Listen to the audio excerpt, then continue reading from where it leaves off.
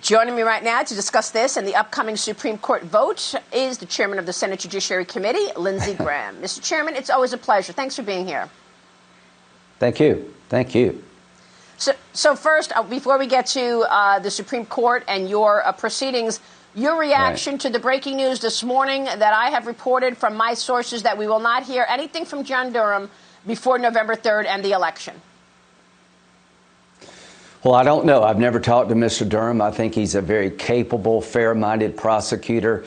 But every time you look under one rock, you find something new. We've found in the last 2 or 3 days that the Russian subsource was actually suspected by the FBI of being a Russian spy all the way back to 2009. They never told the FISA court that. I'll be shocked if nobody's charged with a crime at the FBI or the Department of Justice for misleading the FISA court. The FISA application given to the FISA court completely misrepresented the subsource, who he was and what he said, and all the exculpatory information collected was never given to the court. That's a breach of duty by DOJ and the FBI to the court. So I'll be shocked if nobody is not charged with some kind of crime in defrauding the court. But that's up to Mr. Durham. All right, I want to get back to this. I want to ask you about your upcoming testimony that you're going to be getting from Jim Comey on Wednesday, and also what else is in the books. But let me first ask you about Amy Coney Barrett. What is your timeline, sir, in terms of the next moves, a confirmation process? Walk us through the Supreme Court nomination. So we'll start on October the 12th, and more than half of the Supreme Court justices who've had hearings were done within 16 days or less. So we'll start on the 12th of October. We'll have a day of introduction. We'll have 2 days of questioning, Tuesday and Wednesday. And on the 15th, we'll begin the markup. We'll hold it over for a week, and we'll report her nomination out of the committee on October 22nd. Then it will be up to Senator McConnell as to what to do with the nomination once it comes out of committee. So McConnell has to schedule a floor vote then in order to actually get the confirmation before the election? Yes, but I will give him the nomination through the committee. We'll have a full, fair hearing. And let me say this, Democrats try to destroy Judge Barrett at their own peril. Their base is going nuts. They've raised $300 million, Act Blue has, since the passing of Justice Ginsburg.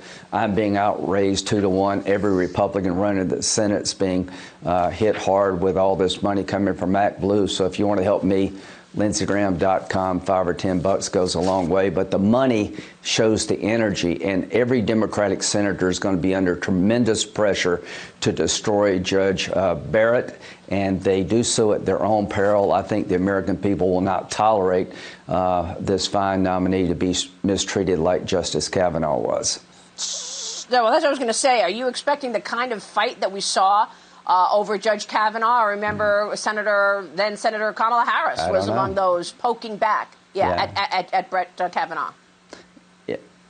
Well, so, Maria, the pressure on these people on the Democratic side is enormous. Look at what they're saying about President Trump. Look at what they're saying about Judge Barrett. She's an incredibly capable, well-qualified judicial nominee, somebody you would expect a Republican to nominate to the court. The storylines about her religion are already starting. The one thing I can tell every American, we have a constitutional provision that prevents your religious choice being used against you if you're nominated to the Supreme Court or any other position in the government. And that's a good thing. So I don't know where it's going to go, but I know the amount of money coming in since the death of Justice Ginsburg tells me there's a lot of energy out there to take out Judge Barrett.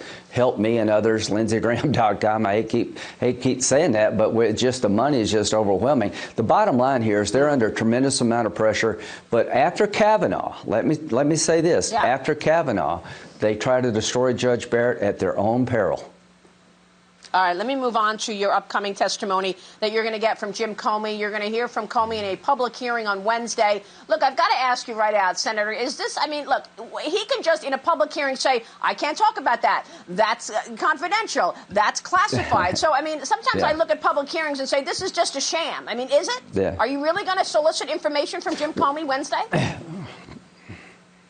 Well, he can't say that something's classified when it's been declassified.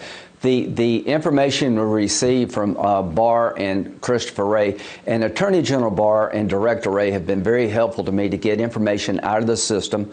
Durham had the first look at the fact that the primary subsource was suspected by the FBI of being a Russian agent. Yeah, I'm going to ask Jim Comey, did you know that the man who put the dossier together for Christopher Steele was a suspected Russian spy on the payroll of the Democratic Party? If you knew that, why didn't you tell the court? Did you know that the Russian subsource was interviewed by your own agents in January and March of 2017, and he disavowed the dossier as being reliable bar talk and hearsay? And if you knew that, why didn't you tell the court? Because in April of 2017, you signed a warrant where none of this was in there. I'm going to ask him that, and I don't know, there's nothing classified about that. That's in the Horowitz report.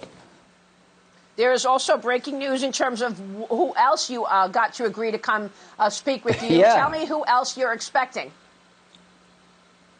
The number 2, McCabe, is coming on October the 6th. I'm very glad he is. I'm negotiating with Strzok. I want to bring in Mr. Barnett, the man who said that there was no there in the Flynn case. Mr. Barnett was the agent in charge of investigating General Flynn for any suspected ties to Russia. On January the 4th, he did a memo wanting to close out the case, saying they found no evidence that General Flynn was working with the Russians in any fashion.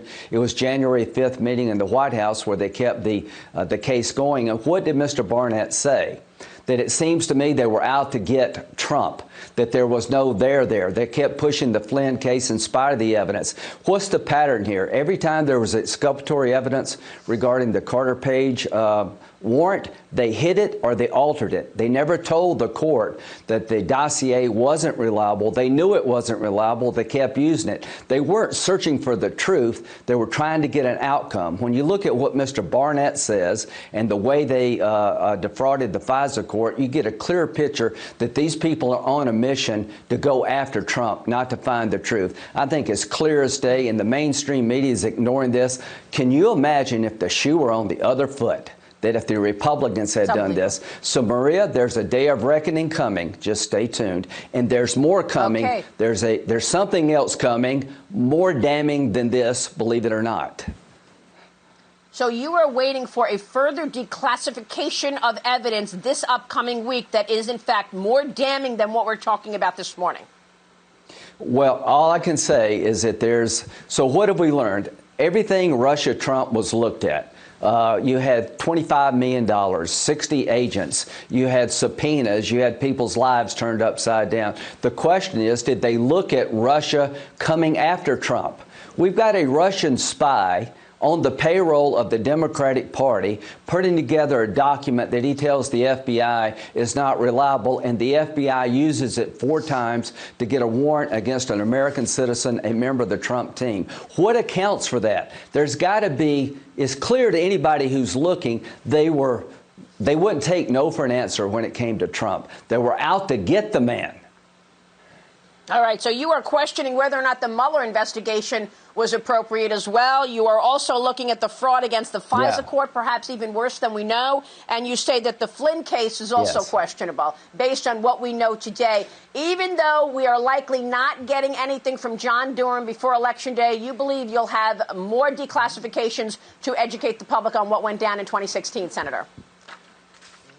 Yeah, stay tuned. So there's 3 buckets here. Was there any legitimate reason for Mueller to be investigating the Trump team for a crime regarding Russia? In 2017, there was no evidence that anybody on the Trump campaign was working with the Russians. The FISA abuse is another lane that we're all looking at. The court was misled, lied to. The FBI lied its ass off to the FISA court. Hope somebody goes to jail and gets fired. And the 3rd bucket is the Flynn case. They screwed General Flynn. There was no there, and the top leadership of DOJ and the FBI kept pushing, and now you got an agent in Barnett in charge of the case, a frontline agent saying this was wrong. Thank you.